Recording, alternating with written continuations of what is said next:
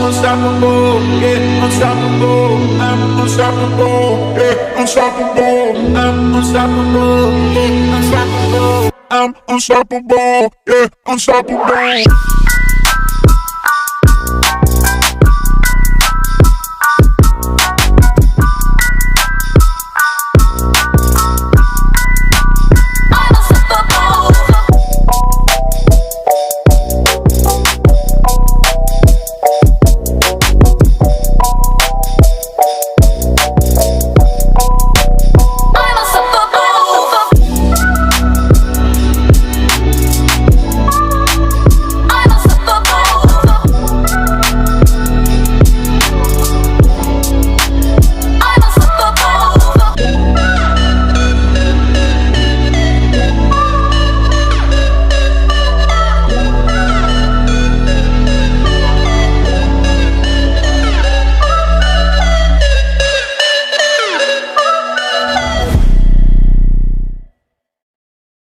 You ready, Nikki?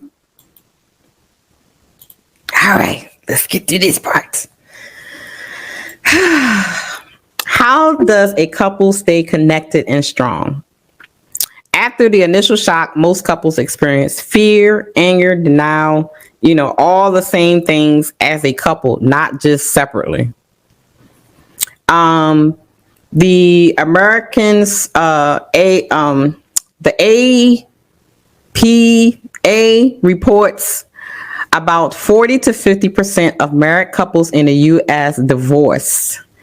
And that's before factoring in the challenge of having a child on the autism spectrum. It says that 40 to 50% of married couples with a child with autism will divorce. That's a big yeah, that's half.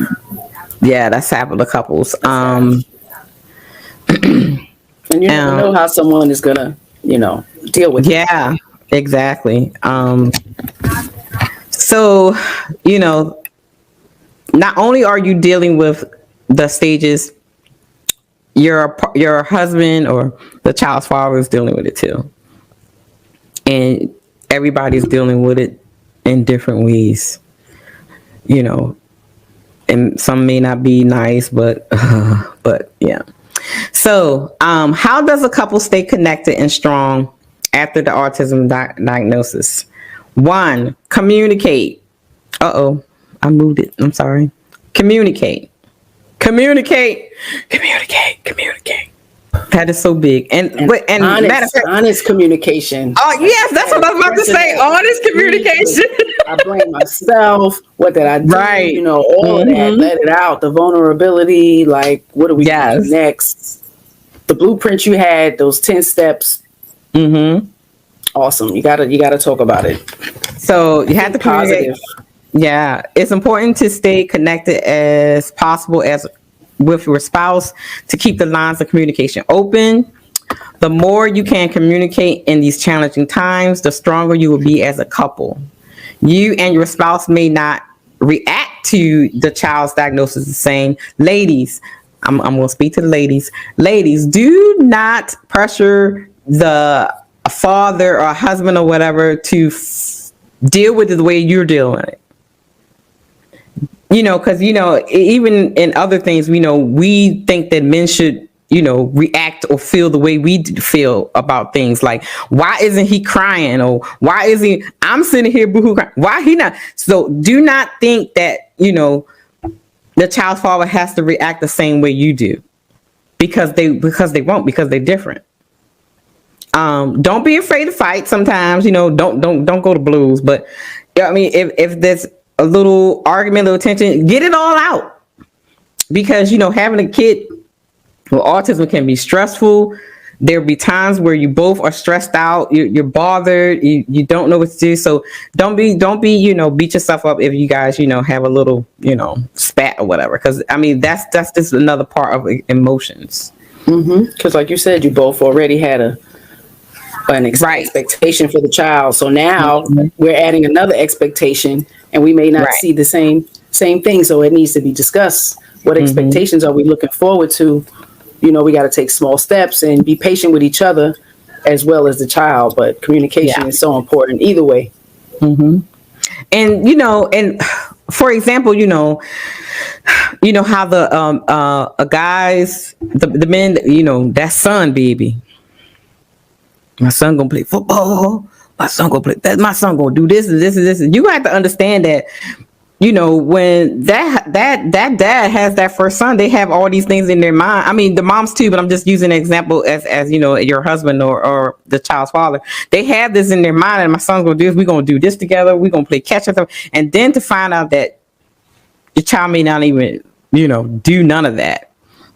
You have to ladies, you have to understand that they are going through the stages as well. They are feeling a death as well, the death of the life that they thought they were going to leave with their child. So please be mindful of that. Number 2 is pick a path together. Do the research together, learn together, think of, don't, as us ladies, I'm only speaking as ladies because, we just be doing too much.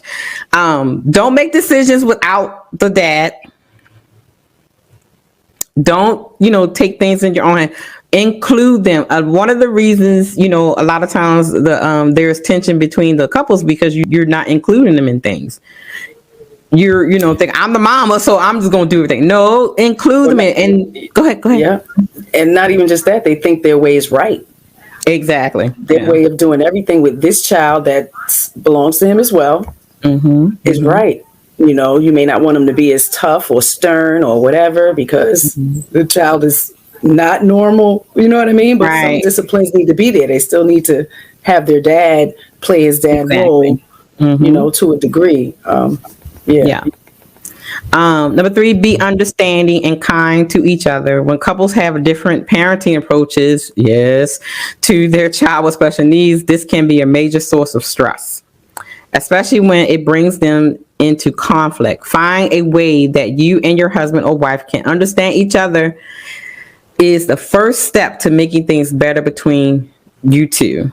Be kind to yourself and your spouse during this difficult time. Rethink your priorities. Number 4, take the time to adjust work life, home life. That's one of the things that I find a lot of couples have an issue. And I hate to say this, but a lot of times with the dads, they don't change their life when the diagnosis comes, meaning that they're not doing things extra with the child's therapy, with their their doctor's appointments and things like that. And so this can cause tension with the mom because she feels like she's doing it by herself. So life changes with both marriage and children, especially if you have a child on the spectrum. Being willing to be flexible with your schedule and family life, maintaining healthy relationships and marriage with your spouse is crucial to establishing stability in the household. That is very, very important. That's even important for the child with autism. They thrive on stability and routine. And it's the best thrive even more better if you guys are kind to each other. Exactly. If they living in conflict, when you're always in conflict and screaming, yelling, it's not going to be healthy. Right. It's healthy for a child that's not on the spectrum. Exactly. So just imagine what you're creating for this child's mind, young. So we got to be very conscious of how we behave around our children. Yes. Working together, we kind of touched on that. Typically, one parent becomes a primary caretaker for the child on the spectrum. And yes, this is usually the mom. And that's fine as long as both parents have responsibility and knowledge, acknowledge each other's contributions. Caretaking doesn't have to be 50-50, but without participation from both moms and dads, resentment festers. This is one of the biggest arguments when you can't, work together. For example, two heads are often better than one in an IEP meeting, at doctor's appointments, at therapy sessions. Working as a team creates a stronger bond between the two people. Share responsibilities at home whenever possible. Work together on chores, childcare, homework, and other household tasks. Don't let one partner carry too much of the daily responsibilities. It's very important because, again, this is a very stressful situation. And if you have heavy shoulders, because trust me, I know I was, a single parent raising Mr. Caleb. I had no choice but to do it on my own. And if I had another option, I wouldn't, because I was literally burnt out till it caused actual physical reaction of me being burnt out. So it's very important. Get counseling is the next one. Create a support system. We talked about that. Just don't rely on your husband or wife.